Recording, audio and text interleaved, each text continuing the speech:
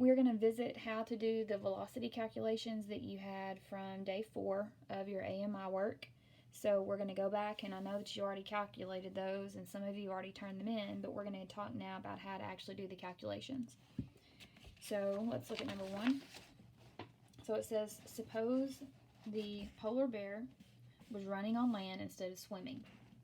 If the polar bear runs at a speed of 8.3 meters per second, how far will it travel in 10 hours?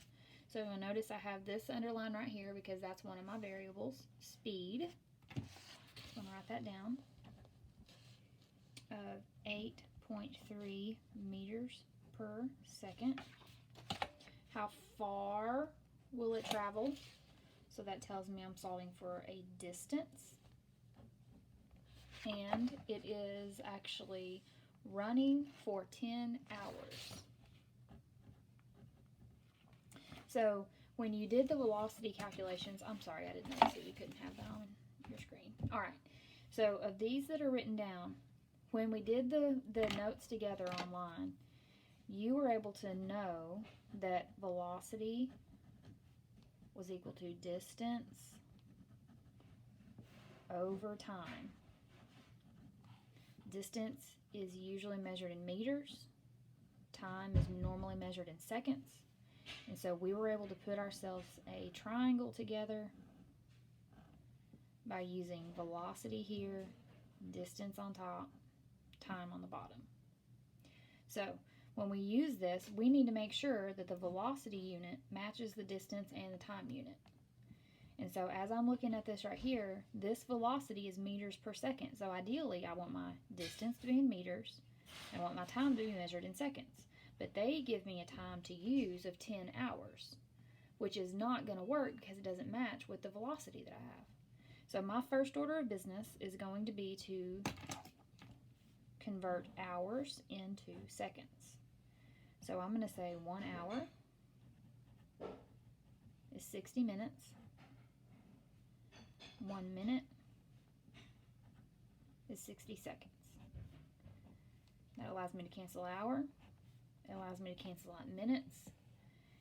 And then I can calculate for seconds. So in my calculator, if you can see it, I'm going to say 10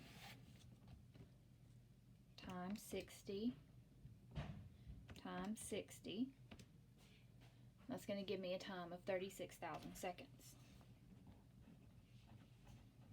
Now, since seconds and seconds match, now I'm going to be able to go through and use my numbers here to solve for distance.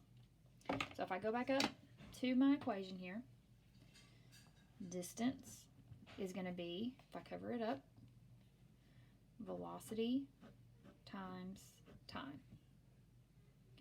So I'm going to go through and I'm going to write velocity of 8.3 meters over seconds multiplied by the time of 36,000 seconds.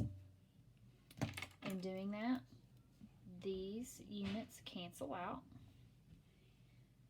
and I'm left with meters. Can verify that I'm doing the right math calculation because meters measures distance. So in my calculator, I'm going to take the 36,000 and multiply by 8.3, and I get that this polar bear can travel a distance of 298,800 meters.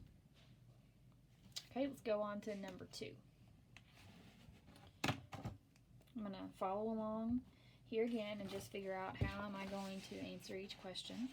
So it says, like the polar bear, the walrus is a strong swimmer, although he does not have the same endurance.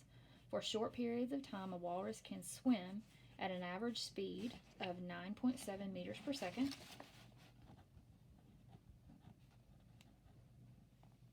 How far, so I'm looking for distance again, would the walrus swim at a speed of 3.4 minutes?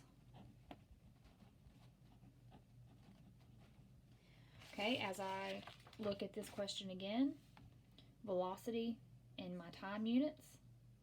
Does the seconds match the minutes? No, it does not, and so I'm going to have to convert that. 1 minute is 60 seconds.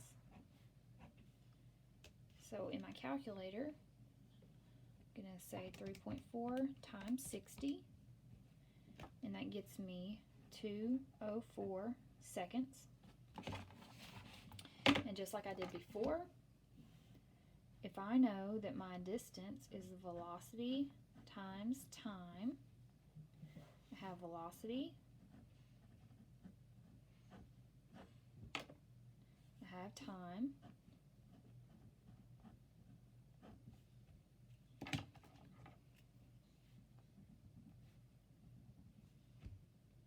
I can cancel seconds out.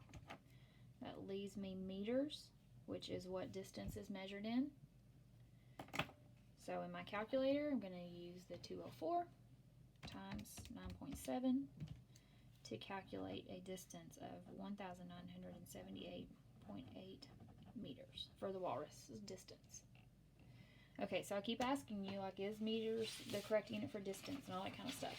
You need to make sure that as you're doing these calculations that you can verify that whatever unit that you're using actually is the unit that you want to measure with. Okay, if I had somehow done this and come up with seconds instead, does seconds measure distance? No, it does not. So that's how you would go back through and you would figure out exactly what you're looking for. All right, so let's look at number 3. So it says the maximum posted speed limit on the U.S. interstate highway system is found in rural areas